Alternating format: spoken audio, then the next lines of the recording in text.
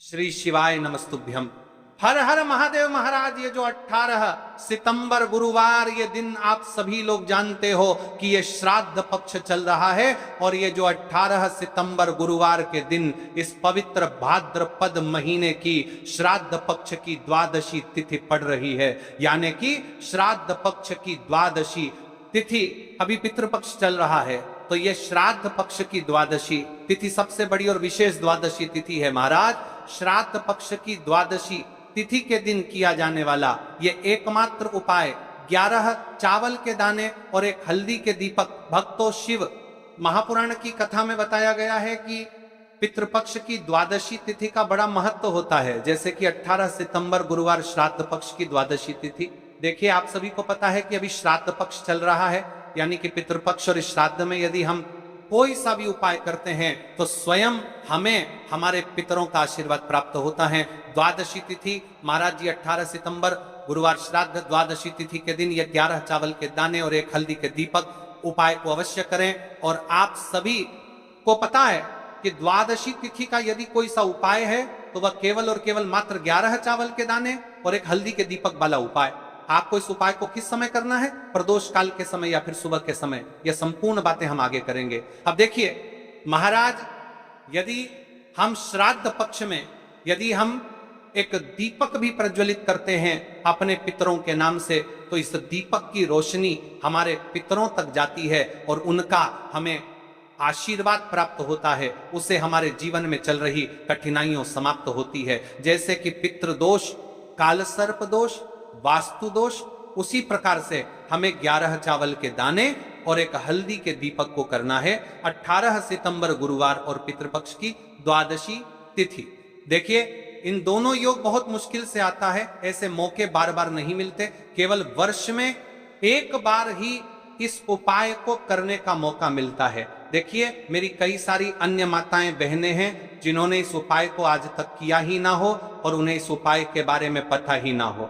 तो देखिए, आज की इस कथा से हम आपको जो उपाय बता रहे हैं उस उपाय को आपको गुरुवार की द्वादशी तिथि के दिन अवश्य करना है, क्योंकि यह उपाय केवल विशेष तिथि पर और विशेष पावन पर्व पर ही किए जाते हैं। और देखिए, यदि इस उपाय को आपका घर का कोई एक व्यक्ति भी कर लेता है तो महाराज जी पूरे घर परिवार में चल रही समस्या साथ में समाप्त होती है। इस उपाय को करने का तो फल हमें मिलता ही है, लेकिन यदि किसी विशेष तिथि पर किया जाए तो उसका भी हमें फल प्राप्त होता है, जैसे कि श्राद्ध की द्वादशी तिथि, और यह महीना मां दुर्गा को समर्पित है। देखिए महाराज जी, हमने हमारी पिछली बार की कई सारी शिव महापुराण की कथाओं में आपको इस उपाय को अच्छे तरीके से बताया भी है और समझाया भी है, लेकिन आज एक बार फिर से हम आपको इस उपाय को समझाएंगे, क्योंकि 18 सितंबर गुरुवार का दिन सबसे बड़ा और विशेष दिन है। देखिए, यदि आपने इस 11 चावल के दाने और एक हल्दी के दीपक को कर लिया तो आपको इस उपाय का वह फल मिलेगा जिसकी आपने कभी कल्पना भी ना करी होगी। देखिए महाराज जी, जो मनोकामना बड़े बड़े पूजा पाठ से पूर्ण नहीं होती, वह केवल इस श्राद्ध पक्ष में द्वादशी तिथि के दिन 11 चावल के दाने और एक हल्दी के दीपक को करने से पूर्ण हो जाती है। देखिए, मेरी कई सारी माताएं बहनें हैं जिन्हें पता भी नहीं है कि उनके जीवन में जो समस्या चल रही है उसका कारण क्या है, यानी कि मुख्य कारण क्या है, किस वजह से यह समस्या है। मतलब भाई, जीवन में जो अटकने आती हैं जिनका कारण अक्सर हमें पता ही नहीं चलता, वे कई बार पितृ शक्ति या घर की अनुचित ऊर्जा के कारण होती हैं। देखिए, श्राद्ध पक्ष वह काल है जब हमारे पूर्वजों की स्मृति का प्रभाव सबसे अनुभवी होता है और इस पावन पर्व पर द्वादशी तिथि पड़ रही है।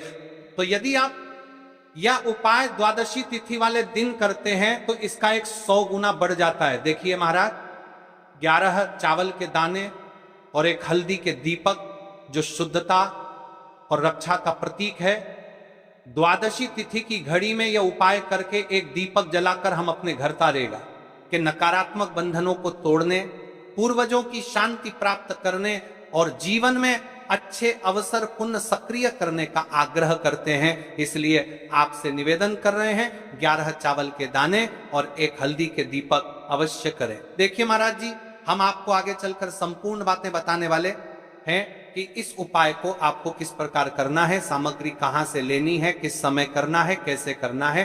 ठीक है, तो आपको इस कथा के अंतिम तक बने रहना है। देखिए, हम राशि से जुड़ा भाग्य भी बता रहे हैं और भाग्य में चल रही परेशानियों को भी बता रहे हैं। तो यदि आप अपनी राशि से जुड़ा भाग्य जानना चाहते हैं तो अपना नाम और अपनी राशि कमेंट बॉक्स में अवश्य लिखें। अगली वीडियो में हम आपको आपकी राशि से जुड़ा भाग्य बताएंगे। अब बात कर लेते हैं उपाय के बारे में। तो देखिए महाराज जी, इस 11 चावल के दाने और एक हल्दी के दीपक वाला उपाय है।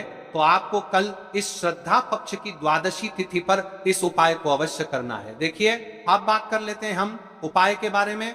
इस उपाय को कौन कौन व्यक्ति कर सकता है, मतलब कि आपके घर का कौन कौन सदस्य आपकी के लिए बात करने के लिए इस उपाय को कर सकता है। मेरी कई सारी अन्य मात्राएं बहनें रहती हैं जो अपने स्वयं के लिए, अपने स्वयं के जीवन में चल रही परेशानियों को समाप्त करने के लिए उपाय यदि करना चाहती है तो वह अवश्य कर सकती है। महाराज और मेरी कई माताएं बहनें अपने परिवार वालों के लिए, अपने सदस्यों के लिए उपाय करना चाहते हैं तो वह भी कर सकती है। ध्यान रहे, 11 चावल के दाने और एक हल्दी के दीपक। तो उपाय की ओर आगे बढ़ने से पहले हम जान लेते हैं, कल जिन माता बहनों ने कमेंट किया था अपनी राशि से जुड़ा भाग्य जानने के लिए, वे लोग जान लो आज अपनी राशि से जुड़ा भाग्य कल की 2 विशेष राशि लिए। देखिए, सबसे पहली और विशेष राशि है सिंह राशि। देखिए, यदि आप गुरुवार की द्वादशी तिथि के दिन एक दीपक पितरों के नाम से प्रज्वलित करते हैं तो विशेष कर आपको आपके पूर्वजों का आशीर्वाद प्राप्त होगा। आपके कार्य में जो भी अड़चन आ रही है वह समाप्त होगी। दूसरी राशि है कर्क राशि। देखिए, आपकी धन संबंधित परेशानी समाप्त होगी। विशेषकर श्राद्ध में आपको प्रदोष काल के समय इस उपाय को पितरों का नाम अवश्य करना चाहिए। ठीक है, अब बात कर लेते हैं महाराज जी हम उपाय के बारे में। देखिए, 11 चावल के दाने और एक हल्दी के दीपक के उपाय के बारे में। तो देखिए, महाराज की वीडियो को आपको अंतिम तक देखना है और हम आपको आगे संपूर्ण बातें बताने वाले हैं कि आपको चावल के दाने कहां से लेना है, उपाय को किस प्रकार करना है, शिव मंदिर में किस समय करना है, कैसे करना है, घर आकर के क्या करना है, शिव को क्या बोलकर आना है। ठीक है, तो वीडियो को बीच बीच में से स्किप ना करें। 11 अखंड चावल के दाने और हल्दी का दीपक, तो भोलेनाथ की कृपा से मनोवांछित फल प्राप्त होता है। आज मैं आपको हर छोटे छोटे चरण को विस्तार से समझाऊंगा। कई सारी माता बहनें उपाय को बहुत जल्दी करती है और फिर कहती है शिव हमसे प्रसन्न नहीं होते। सबसे पहले मन को शांत कर लो। सुबह हो तो नित्य स्नान करके स्वच्छ वस्त्र पहन लो। यदि प्रदोष काल में कर रहे हो तो भी साफ सुथरे कपड़े पहनो। मन में सच्ची श्रद्धा और विश्वास हो, यही सबसे बड़ा साधन है। आत्मा में अहंकार या जलन न रखो। उपाय केवल शिव मंदिर में किया जाना अनिवार्य है, घर में नहीं, मंदिर में ही करना है। 11 अखंड चावल के दाने, एक एक दाना पूरा फटा हुआ न हो। बाजार का ले सकते हो या घर की रसोई के दाने भी चलेगा। हल्दी का दीपक, जो कि गेहूं के आटे से दीपक बनाएं और उसमें हल्दी पीसी अच्छी मात्रा में मिलाएं। नमक बिल्कुल न डालना है।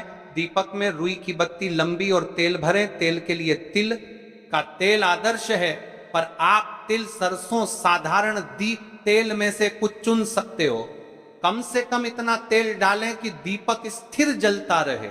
हमें इस उपाय को यदि सुबह के समय कर रहे हैं तो आपको 1 लोटा शुद्ध जल शिवलिंग पर जलाभिषेक के लिए लेकर के जाना है। यदि आप इस उपाय को करने के साथ में कोई अन्य सामग्री भी लेकर के जाना चाहते हैं तो आप वो भी लेकर के जा सकते हैं। ठीक है, जैसे कि फूल, कुछ ताजा पुष्प, 1-2 पुष्प मंदिर के लिए और 1 पुष्प घर ले जाकर रखने के लिए। यदि आप इस उपाय को करने के पश्चात शिवजी की शिवलिंग पर पुष्प समर्पित करना चाहते हैं, अष्टगंध समर्पित करना चाहते हैं, बेलपत्र, तो आप या अन्य सामग्री भी समर्पित कर सकते हैं। लेकिन हमें सबसे पहले उपाय करना है। उसके पश्चात अब देखिए महाराज जी, आपको एकदम शुद्ध अच्छे से अखंड एक छोटी सी पोटरी कागज की पुड़िया जिनमें 11 चावल के दाने बांध कर रख लीजिए। एक छोटा बर्तन दीपक रखने के लिए, ताकि तेल टपकने से समस्या ना हो। अब देखिए महाराज जी, हम इस उपाय को कर रहे हैं तो हमें इस उपाय को करते समय कुछ सावधानियां भी भारत नहीं है, इसलिए हम आपको उपाय को विस्तार से बता रहे हैं, अच्छे से बता रहे हैं, ताकि आप कोई भी गलती ना करें और आपका उपाय सफल हो।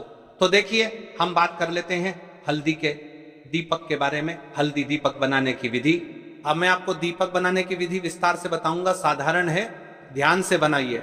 एक साफ बर्तन में गेहूं का आटा आवश्यकता अनुसार निकालिए, छोटी सी लोई के बराबर आटा ले लीजिए, इसमें 1 चुटकी हल्दी पाउडर अच्छी मात्रा में मिला लीजिए। हल्दी रंग दीपक को शुभ बनाती है। नमक बिल्कुल न डालें, पानी बहुत कम डालकर मिश्रण को गूथा जाए ताकि एक नरम लोई बन जाए, बहुत सख्त नहीं और बहुत नरम भी नहीं। अब उस लोई की छोटी छोटी लोई लेकर बीच में गड्ढा बना दीजिए। दीपक का आकार कटोरी जैसा होगा ताकि तेल और बत्ती आ सके। दीपक में रुई की बत्ती रखें, रुई को बीच से थोड़ी लंबी रखें ताकि बत्ती दीपक से ऊपर रहे। अंत में दीपक में तेल भरें, ध्यान रहे कि तेल बत्ती के आसपास पर्याप्त रहे। अब दीपक प्रज्वलित करने के लिए तैयार है। दीपक पूरी तरह सूखा न हो, नर्म आटा आवश्यक। दीपक को जलाकर परीक्षण कर लें ताकि मंदिर में जलाते वक्त समस्या न हो। अब हमारा दीपक बंद करके तैयार हो गया है। अब बात कर लेते हैं इस मुख्य उपाय के बारे में, 11 चावल के दाने। तो देखिए महाराज जी, आपको चावल के दाने कहां से लेना है, कैसे लेना है, कब लेना है, इन बातों का आपको ध्यान रखना है। तो देखिए, बहुत से लोग पूछते हैं क्या घर का चावल चलेगा या बाजार का, किस तरह का चावल लेना चाहिए। मैं स्पष्ट कहता हूं, घर का सामान्य चावल या बाजार का कोई भी पूरा दाना चलेगा, पर एक शर्त, 11 दाने अखंड व पूरा होना चाहिए। दाने फटे हुए ना हो। 11 दानों को आप एक साफ सुथरे डिब्बे या कागज की पुड़िया में रखकर मंदिर ले जाइए। मंदिर तक जाते समय पुड़िया खुले ना हो और दानों पर विश्वास और श्रद्धा बनी रहे। आप देखिए, हमारे चावल के दाने भी तैयार हो गए और हमारा दीपक भी तैयार हो गया। आप बात कर लेते हैं कि इस उपाय को करने का सबसे उत्तम समय कौन सा है, मैंने किस समय हमें इस उपाय को करना है, प्रदोष काल का समय या सुबह का समय। देखिए महाराज जी, जैसा कई भक्त पूछते हैं कब किया जाए, मैं 2 विशेष समय बताता हूं। सुबह का समय उत्तम प्रातः 7 बजे से 10 बजे तक, इससे दिन का मंगलप्रद आरंभ होता है। यदि सुबह 7 बजे तक जाना संभव नहीं तो 12 बजे से पहले भी कर सकते हैं। अब बात कर लेते हैं महाराज जी प्रदोष काल के समय की। कई सारी मात्रा बहाने सुबह के समय नहीं कर सकती है, तो सबसे उत्तम समय प्रदोष काल का समय भी है जो शिव जी को अत्यंत प्रिय है। प्रदोष काल सायंकाल 5 बजे से 6 बजे के बीच, यह समय बहुत ही पुण्यकारी माना जाता है। यदि आवश्यकता हो तो 7 बजे तक किया जा सकता है। देखिए महाराज, ठाक उसी समय श्रद्धा भाव से करिए। देखिए महाराज जी, अब हमारी इस उपाय की सामग्री भी तैयार हो गई है और हमने आपको समय भी बता, सुबह के समय कर रहे हैं। तो महाराज जी, सुबह के समय तो शिव जी की शिवलिंग पर सबसे पहले 1 लोटा जल चढ़ेगा, फिर उसके पश्चात आपको इस उपाय को करना है।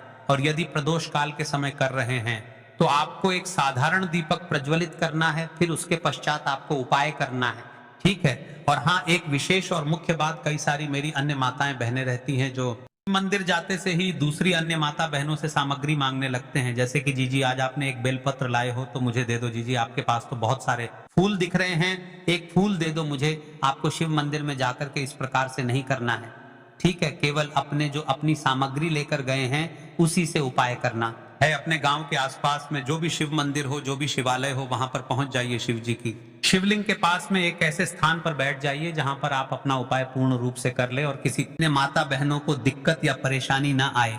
और आपको उपाय करते समय, ठीक है, कई सारे लोग प्रश्न करते हैं कि महाराज की सबसे पहले चावल का दाना शिव जी की शिवलिंग पर कहां समर्पित करना है। तो आपको सबसे पहले गणेश को श्रद्धा से अर्पण, सबसे पहला चावल का दाना गणेश जी के स्थान पर अर्पित कीजिए। मन मन में अपनी मनोकामना शांत भाव से कहिए, छोटा सा मनन है विघ्नहर्ता, मेरी मनोकामना के मार्ग को सुगम कर दीजिए। आप गणेश मंत्र 3 बार जप सकते हैं, दिया है।